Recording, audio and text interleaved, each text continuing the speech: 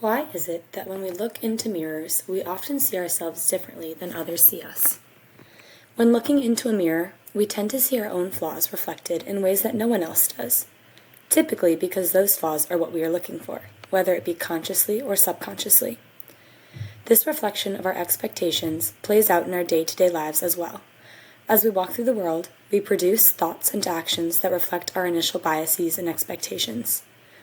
This idea of looking at something and seeing our own thoughts reflected back is what I would like to introduce as the mirrored gaze, a concept that can be defined as the idea that a person is unable to fully separate their work, thoughts, and ideas from their own beliefs and biases. One example of the mirrored gaze is found in the painting pictured here. Translated to English, it is titled, "Not to be Reproduced," and was painted by René Magritte. This painting gives a literal view of the mirrored gaze as a man stares into a mirror and sees a false reality of himself reflected back. The mirror is not broken, the book is reflected back perfectly. For whatever reason, it is the man that is seeing himself reflected incorrectly. Analyzing this painting under the concept of the mirrored gaze, the misreflection can be explained with the thought that because the man holds a misconceived notion of himself, the mirror that he looks into produces an untrue reflection.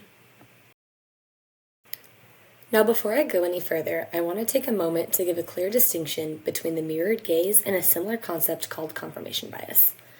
Confirmation bias is a cognitive function that interprets information based on the idea that humans seek to confirm their own beliefs. The mirrored gaze, on the other hand, focuses on the production of ideas, works, or actions as a result of one's expectations or beliefs. The key difference to focus on here is that confirmation bias interprets new information in a biased way, whereas the mirrored gaze produces it in a biased way. A second important difference is that confirmation bias is nearly always a bad thing.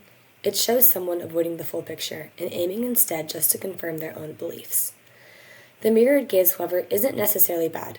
It's more just a fact of life that we need to be aware of when sharing our own opinions or creating our beliefs.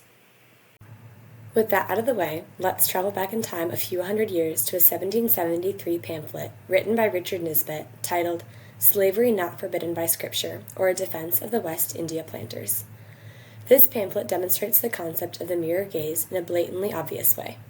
The pamphlet was written in response to anti-slavery texts and attempts to convince the audience that slavery is not against the Christian religion. On pages 17 through 20 of the text, Nisbet talks about how the accusations of slave owners treating their slaves unfairly was all a lie. Within these pages, he claims that slaves were only executed for the worst of crimes, and even then, only with clear proof. Other crimes were barely punished at all, and he stated that they had fewer instances of capital punishment than any other part of the world. However, the facts of slavery in the West Indies tell a far different story. Various sources talk about the inhumane and brutal treatment of slaves, and stories of slave owners committing sexual violence, whippings, executions, and beatings were not outside the norm. The world that Nisbet saw, and quite possibly even believed in, simply was not true. Within this pamphlet and situation as a whole, the mirrored gaze is obvious in the way that Nisbet's blatantly untrue writings were produced out of his own desire for slavery. He writes as if he genuinely believes the truth of his words, and therefore his work reflects that belief despite all facts to the contrary. Because slavery in the West Indies was beneficial to him, he prevented himself from seeing the reality of life for slaves. He looked out on the world of the West Indies and found his own biases and ideas reflected back at him. The final object that we will look at is a song by Nicole titled "Please Eat." As you'll hear in a minute, this song talks about having loved ones struggle with an eating disorder. This song uses an external point of view to show the potentially destructive capability of the mirrored gaze when it's aimed at one's own self. Within the song, the singer mourns the fact that the person they love is destroying themselves by not eating. The song starts like this.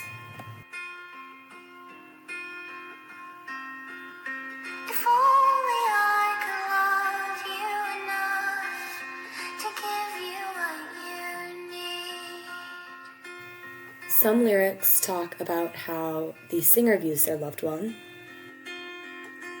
If only I could make you believe you deserve everything.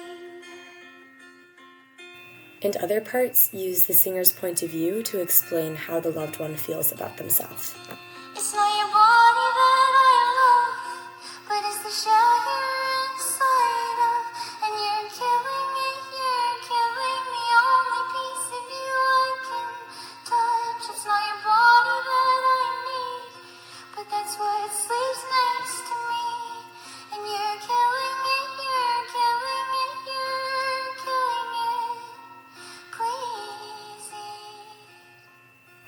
The mirrored gaze is demonstrated in the subject of the song with these lyrics and how they show what the subject of the song believes, that they can only be loved if their body is beautiful. The mirrored gaze then reaffirms these negative beliefs through the mirror, which hides the truth that they are loved for their interior and that they don't need to fit into a certain body image to receive that love. All in all, the mirrored gaze pulls together our internal biases, beliefs, and expectations about the world to shape how we produce thoughts, works, and actions in response to them. The mirrored gaze is prevalent in each and every one of us, and although we cannot change that fact, we can be aware of it and keep it in mind as we shape and cultivate our own opinions, both about others and about ourselves.